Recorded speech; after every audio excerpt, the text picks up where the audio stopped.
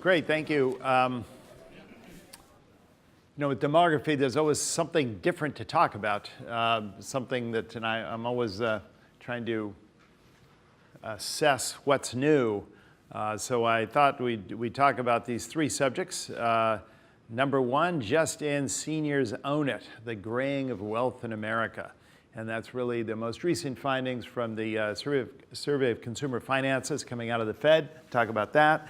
Next thing, deaths still up, births still down.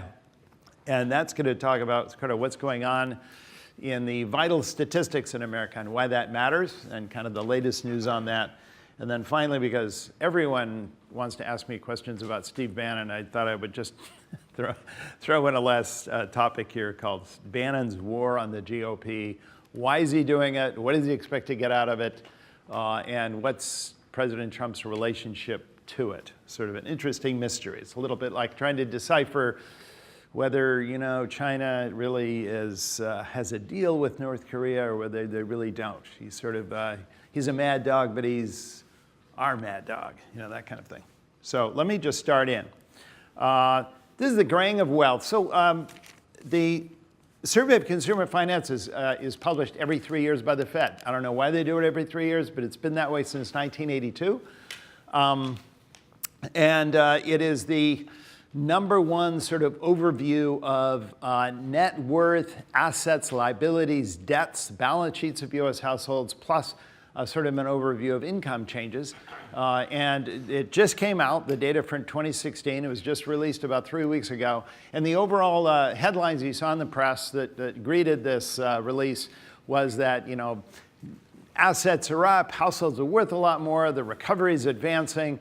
It shows that markets are up, and basically this long recovery is kind of improving America. Everyone kind of feels good about what's happened recently. And these were all gauged along sort of overall U.S. household averages. But beneath the averages, there's an interesting, still developing theme, and I pay a lot of attention to it.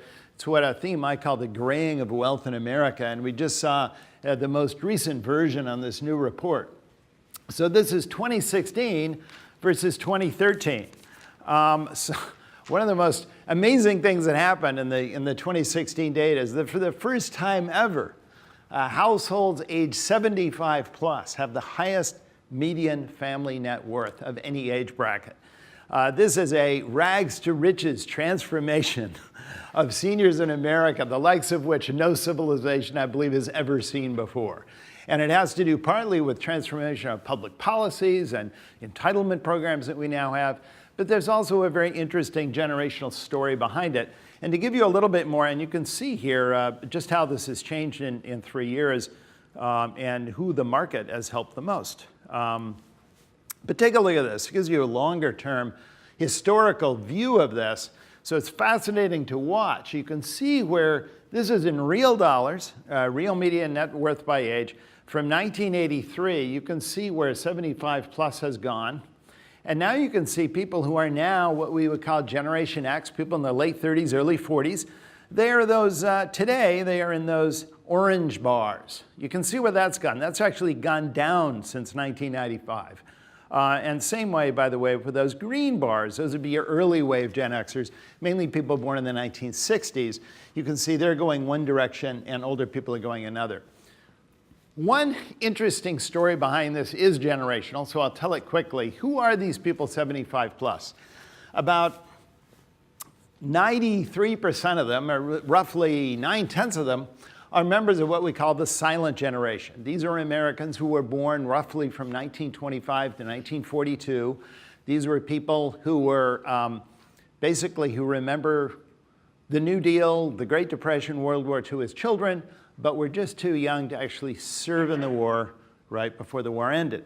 So they came of age in the late 1940s, 1950s. They were the lonely crowd. They were the ones who didn't want to change the system. They wanted to work within the system.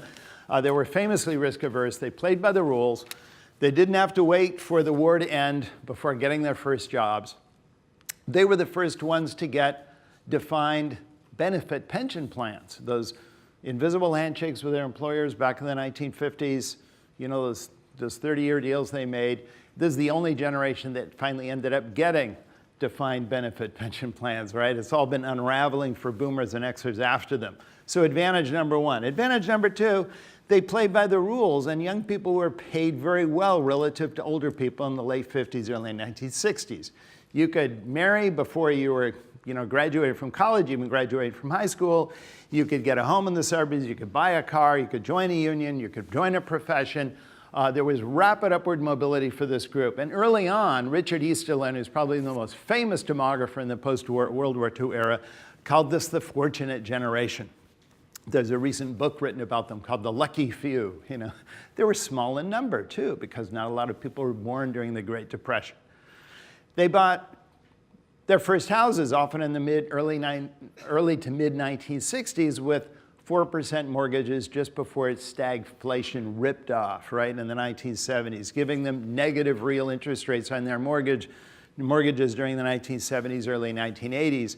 Then when this generation suddenly decided to, it was the savings years, a lot of them moving into midlife in the late 1970s, early 1980s, their midlife period coincided, entering midlife, that period of kind of where we all kind of focus on saving for the future and for retirement, coincided with probably the most incredible equity and fixed income financial boom in American history, lasting roughly from the early 1980s to the early 00s.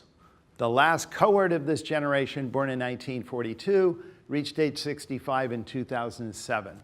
Perfect timing, Woody Allen used to say 80% of life is just showing up, and showing up at the right time, right? And after they cashed out all their assets, what did we next have? Well, we had quantitative easing, right? We had ultra-low interest rates. So all of the assets they had were further pushed up. Everyone says that low interest rates, low yields on financial assets penalize savings, or penalize savers. They penalize people who haven't saved yet, people who are trying to save. But they're hugely advantageous to people who have already saved, right? And that's this generation. They've done very well. They have the highest rate, by the way, of veteran status of any generation born since World War II. So a lot of them are getting veterans benefits too. A lot of them double, triple dipping. Anyway, they're doing very, very well. And one of the things I wanted to point out here was a treasure trove of data in the Fed that the Fed gives you. This is fascinating to me. As you know, it's a basic tenet of asset allocation theory about anyone who does financial theory, that as you grow older, you invest less in equities and more in fixed income. Well, this data is from the Fed, and it really shows average stock ownership by household goes up. Those held directly, the highest average amount is held by 75 plus. And it's not all just Warren Buffett. He's in there. And a number of very, very wealthy members of that group. We're talking about people in their 80s, some in their early 90s, right? Even if you look at those held directly and indirectly, including those equities held in retirement plans, it is still the second highest age bracket for average stock holdings. They are only under early wave Gen Xers born 55 to 64 behind them. Incredible when you think about it, how much, and why are they doing that? Well, basically, economists would say a lot of it is the endowment ethic. A lot of these people are saving this money because they intend to pass it on in useful ways to the next generation. It's an interesting way of looking at a population breakdown in the United States today. The blue bars show a distribution of adults by generation as a share of the US adult population. The orange bars show it divided up as a share of household net worth, right? Interesting, isn't it? Millennials are the merest fraction of what the silent and GIs all over age 75 hold, and obviously boomers totally dominate the picture. Still just about 50% of all wealth held by those households. So there you go. Marketers are onto this now, and I must say there's a huge amount of attention to this group because there's a lot still to sell them. And not only that, I think this is combined with another trend we see today, which is I call the renaissance of extended family living. As you know, a lot more Americans are living together in extended family groups. This is why the average number of adults per housing unit is going up. This is bad news to the housing industry or people who build housing units. But it's an interesting reconfiguration of the American family according to lines which we last saw during the Great Recession, Great Depression and before, when people used to live much more together in extended family homes. A lot of these homes are actually headed by people age 65 plus. And anyway, so that's it. Back in the early 1960s, the elderly were one of those poverty-prone age brackets. In fact, when LBJ talked about the war on poverty, the words senior and poor were almost synonyms. Poverty rate of 35% when it was first measured. We had just unveiled our first poverty measure statistic in 1959, 3 times higher than children and working age adults. Today it's reversed. The elderly today have the lowest poverty rate among any age bracket. Very different reality today. And I think it does explain sometimes when people ask me the increasing search among millennials when they think about politics for radical solutions, either to the right or to the left when you move around high-income countries today. Death still up, birth still down. Let's go through this quickly. Over history, throughout most of history, in fact, at least modern history, the age-adjusted mortality rate generally tends to go down, right? We have new methods of public health. We have new cures for acute diseases. We have more recent generations have been brought up in more healthy environments. But as you can see, occasionally we get these little spikes going the other way. 1979 was a bad flu year. You see it kind of go up that year. 1993 was a bad AIDS year. But interesting, over the last few years, the progress is almost completely flatlined. And in fact, if you just kind of look at this, you actually can see, if anything, it's actually beginning to rise over the last 3 years. We're actually above where we were in the middle of 2014. And if you look more closely at very recent data, you can actually see this is seasonally unadjusted data. For the user, probably any of you are not aware of this fact, more people die in the winter. So you can see why it has this seasonal wave to it. But as you can see, year over year, we've actually been tending up. This is the most recent seasonally unadjusted data we have going to Q1 2017. What's behind this trend? Well, one of them I know you've all heard about. It's been in the news, but it's obvious, and that's this. This is the opioid epidemic. In 2015, the official number was 52,000 Americans killed by opioids. Poisonings, accidental deaths by poisonings 3 years ago overtook vehicular accidents as the most destructive form of accidental death for the first time since the 1930s. Vehicular accidents was #1 for literally 70 years. But last year, poisonings came in #1. 90% of those poisonings are opioid abuse, and you can kind of see where it's going. This last year was even worse. Only about 2 weeks ago, the first data were released by the CDC of what happened in 2016. It went up from 52,000 to 64,000. So we had another 12,000 dying. The #1 type of drug to go up, I will say that the types of drugs that are now seen going up the most are all illegal opioids now, which is actually a change from the trend we used to see. And the #1 meteoric rise is fentanyl. Fentanyl was 3,000 deaths 3 years ago. It's now up to 20,000 deaths. That's about 60 people dying per day. I mean, if you want to look at it that way. That's like, Las Vegas every day. I mean, think about that, just due to that one drug. Why is this happening? Well, due to Chris Christie, as a member of the Trump team, just released his opioid task force just released its findings last week. And what they have done, and what they reported that they have been trying to do, is crack down a lot on the prescription of legal opioids from doctors.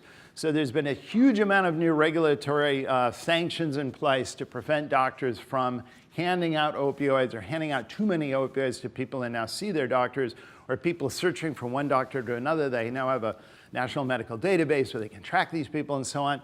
So now that people can't get legal opioids, they're already addicted, right? So they're moving to the illegal opioids. So this is something that everyone had predicted when we saw this, when they cracked down on the legal, you'd see this huge push up in the illegal. And by the way, America is a complete outlier. This is what I call a iatrogenic disease. Iatro, it's a fancy Greek word meaning doctor. This is a doctor-induced disease. It was the medical industrial complex that basically prescribed opioids to so many Americans, got everyone addicted. And the reason I say that is because it's completely unique to America. The only other country that has a little bit of an opioid problem is a little bit of Canada, just because of its proximity to the US, and to some extent Australia. But other countries are way down on the rate. They just never prescribe them. Okay, the other thing that's going up is boomers. Boomers are growing older, but they are not growing older healthier. Boomers are bringing with them a lot of bad habits and lifestyle problems with them as they grow older.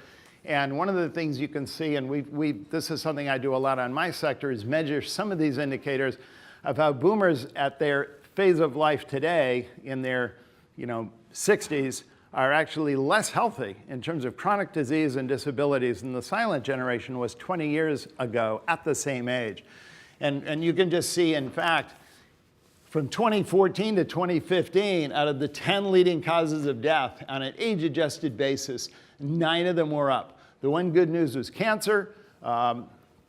That's not due to any numerical cures. Cancer has been going for a while, in my opinion, largely because of delayed impact of declining smoking, which is undoubtedly a great thing for the population. So a lot of these other things are up. When you take a look at suicide and stroke and a few of these unintentional injuries, you're also looking at kind of the sequela of the opioid addiction. Fertility rate. Fertility is going down. See, I'm just filled with good news, right? So you can see here, this is the head fake in 2014 when the economy was ticking up. We had a really surge in year-over-year GDP growth. Everyone said that was it. We were going to get out of this funk. Millennials are starting having kids again. There maybe soon they'd be buying houses. But we see since then it's been going down.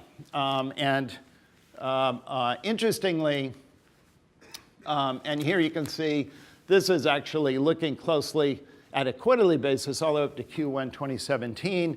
At Hedgeye, I think our healthcare sector actually has a black box, kind of a black box data tracker, which actually tracks births in hospitals. It actually is real time. It takes it up literally to this month. And they're showing continued negative rate of change in births right up to the present. The real mystery is that up until 2014, it looked as though the birth rate was following personal consumption expenditures with about a 9-month lag, just what you'd expect, pretty carefully. Started going down in 2015, as the GDP started going down. But the year over year, as Keith is always telling us, is going back up again, but fertility is not. It's been delinked since the middle of 2016, or actually since late 2015. Fertility continues to go down. And this is an interesting question. We can see the drop-off to 1.8.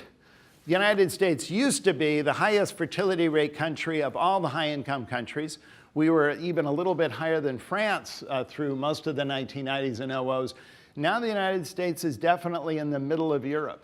Most of the northern European countries are now above us. Interestingly, perhaps catching us from the bottom is something that very few people are talking about, but Russia, which back in the Yeltsin years used to be down one of the lowest fertility rate countries in the world, has actually been hugely surging up and is about 1.75. I think that would be a huge wake-up call if Russia, which everyone considers a demographic basket case, due to the Putin generation of young people there, interesting story of what's going on in Russia, if they were to pass the United States. There is a tax angle on this, and we heard earlier about the new tax provisions. One of the things that's interesting is the GOP are doing is they're completely getting rid of the child exemption, and they are basically sunsetting the child credit, which kind of disappears anyway over a certain income level. if this tax plan goes through in its current construction, we will be the only country in the world to literally have no allowance for larger families. I mean, this would be, as opposed to France, which actually gives increasing subsidies to every extra child. I mean, France goes crazy on this stuff. They've been trying to outpopulate Germany for the last 150 years. They finally got it right? We would be the only country that does nothing. And that's interesting. And it's interesting, too, that you have 3 Gen X senators, family value senators. We were mentioned earlier when we talked about taxes, Senator Lee, Senator Cruz, Senator Rubio, who are trying desperately in the Senate to actually preserve that incentive. Lastly, I don't have much time left, so I'm going to stop. But what's with this? What's with Bannon's war on the GOP? I included it because some of you may want to ask that question. So I'm going to stop here, except just one last point. These are the states that are up for grabs in 2018. Steve Bannon has declared war on the GOP contender in every one of these states. Having earlier, you can see Alabama here is gray, but he obviously was able to get his own candidate elected there. But here you have all of these other states. Now, as you can see by the placement of these states, these are generally very safe states, with the exception of Arizona and Nevada. Arizona is now empty because Flake left. Nevada is considered very vulnerable. But as you can see, unless there is an enormous landslide toward the Democratic Party, it is very unlikely that the Democrats can actually take the Senate, just given the incredible arithmetic of how this worked out, moving ahead from 2012. So anyway, I'm going to stop there. All right, question? Who's got the mic? There's a mic. Anybody have a question? Oh. Jay. Why has fertility delinked from economic activity? Why has fertility delinked from economic activity? It's pretty stunning. If I knew the answer to that question, it is interesting. Fertility is a very significant thing to watch for 3 reasons. One is it is a reflection of people's confidence in the economy. I mean, generally people want to have kids or decide to have kids if they feel pretty good about where things are going. And that's, using it as kind of a macroeconomic confidence indicator, that's really the question. Why suddenly has, and we have seen, for instance, you look at the Atlanta wage tracker and people actually track wages by age. Young people have actually done pretty well over the last 18 months in terms of their wage levels. They've gone up actually relative to older workers. We don't see a lot of objective, objective reason for it.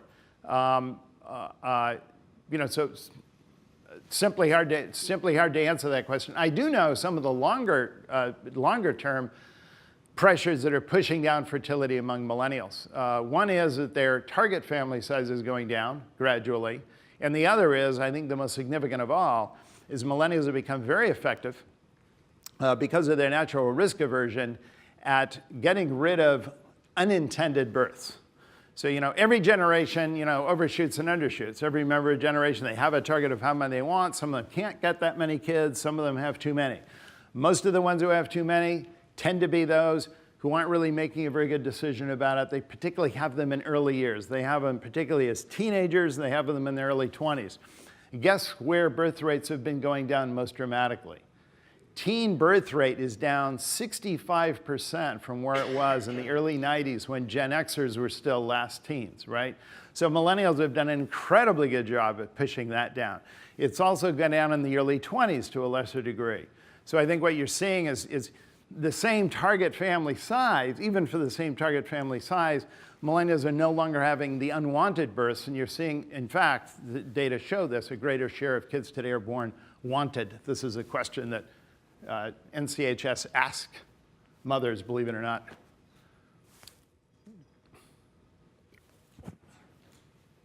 Just to follow up, what about student debt and expected cost of life, so to speak? Is that a driver in the statistics you're mentioning? Oh, what is what a driver? The increase in student debt, for example, is that a deterrent to forming families and having children? Is that something you see in the data? We do polls on that. Actually, I have a deck where we kind of go through that question. And yeah, it's a big deterrent on buying a home. And, home ownership is associated with a lot of young people today with married life. I mean, one thing that's often commented with regard to millennials is how marriage has gone from being a kind of cornerstone event, which it was for like the silent generation, a lot of boomers. You got married first, and then you figured things out, right? Then you got married first. You didn't quite know where you're going to buy a house or what your career was going to be. You got married first, and then everything would come to you. It is often said today, and I think there's a great deal of truth to that, for millennials, marriage is a capstone event. After you get your job, after you line up your mortgage, after you get all of your life in place, everything is there, then finally you get married, right? And in fact, as of about 4 years ago, for the first time, and this is going back decades into the past, where non-college kids were more likely to reach age 30 married than college kids. It was always college kids, better educated kids, kids who had higher lifetime earnings who would push off marriage. It was people who didn't have college education and get married earlier. As of 4 years ago, that flipped for the first time, and it's not going to go back. So today, a couple is more likely to, or an individual is more likely to reach age 30 married if they are college educated than if they're not college educated. So it's partly a shifting economic possibilities, shifting horizons, but also just a shift in the kind of outlook of the generation as a whole, the sense of priorities. Last one. Glenn. I had one or two questions, but the first one is, there's been a lot speculated around that millennials are just going to defer the normal spending curve, and because, of the recession or the decline, that, they're just now getting jobs, wages are moving in the right direction, they're just on a 5-6 year delay. Do you buy into that thesis that they're going to be on that curve? And then my second question, which is shorter, is the net worth of the 70s and, well, that just sort of linear progression. How much of that, and I don't know where the data is just due to home, equity? Well, okay, there's about 3 questions in there, so let me answer each one of those. To some extent, it is the median looks really good for the silent because they have the lowest Gini coefficient on their assets as well as their income. And that's been true throughout their lives. We actually did a paper on that for the Fed about 3 years ago. If you want it, I can show it to you. We actually looked at the Gini coefficient by cohort. And the silent generation has always been more equal, throughout their lives. And it's interesting, age 75 plus are most likely to own their home of any age bracket. And that actually does a lot to raise your median, right? As opposed to younger age brackets who a lot more of whom don't own a home. So they're not only like to more own a home, but because of how they grew up, they never borrowed against it. There weren't special rewards credit cards, and there weren't HELOCs, and there weren't all those other stuff that allows younger generations to borrow against it. It was still common. Everyone knows, the Archie Bunker and All in the Family having the 30-year mortgage burning party, And a lot of the silent had that too. Burn your mortgage, totally own your home. I don't know any boomers who have that anymore, and certainly Xers. It's not that the Xers, when we looked at those net worth figures, it's not that the Xers don't have assets, is that they're borrowed more against those assets. That's what brings down their net worth. That's kind of the answer to that one question you had. Spending curve, millennials? I mean, it all depends what they're spending on. And what do they want to spend on? I mean, we talk a lot about, the differences between spending on things versus experiences, and what do you want to show off to others, and how that changes generation by generation.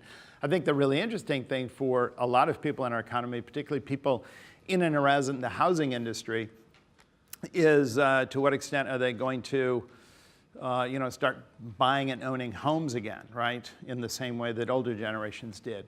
And here I think the evidence is, I'd be very cautious, both because the population trends don't look good in terms of the increase in number of adults. We got a lot of boomers who are beginning to die off now. So, and the tail end of the millennial generation, the generation following it, looks smaller too. So we have not much net growth in the number of adults, coming up, when you look in the decades ahead. And if those adults are more likely to live with each other, to live with their parents, to enter into group solutions for their homes, you can easily get into a very, dark scenario for housing. And let me just make this final point. I think it's worth making, and we just had a report on it last week in our sector, and that is that the United States is a demographically mature society, meaning we have been beneath or not much above replacement rate fertility now for many decades. Immigration is now falling. It's not rising. It's falling far below previous expectations, which means that the working age population in America is no longer growing anymore. And I think people have to realize this just in the context of our current economic recovery, and even the question the Fed is now facing about when to raise interest rates. Year-over-year growth rate in employment, whether you look at the establishment survey or you look at the household survey, is about 1.2, 1.3% per year, and it's still there, right? Guess what the year-over-year growth rate in the working age population is now? And you can do it monthly. If you look at the front, you can actually get that a monthly readout on that. It's now about 0.3. And by the year 2021, it's going down to 0.1. It's going to be virtually zero. So here's my point. Unless you are going to get more people out of the inactive population, and the only group left now are men. They're prime age men. They're basically men between age 18 and 54. Unless you can get more of those men back out, which are the only ones beneath their 2007 employment population ratios. If you can't get more of them out, that's the only way you can keep the employment growth going faster than the working age population growing. And if you look at some of these recent surveys on who these men are, how many of them are on disability, how many of them are on drugs, you can go down the list. It's unlikely we're going to get much more. And I think this is what everyone talks about, permanently going up to 3.5% GDP growth per year into the future, regardless of these employment constraints. Unless we have a productivity miracle beyond which, the likes of which we have never seen in the last century and a half, that's just not going to happen. Anyway, thank you very much. Thank you. Thank you.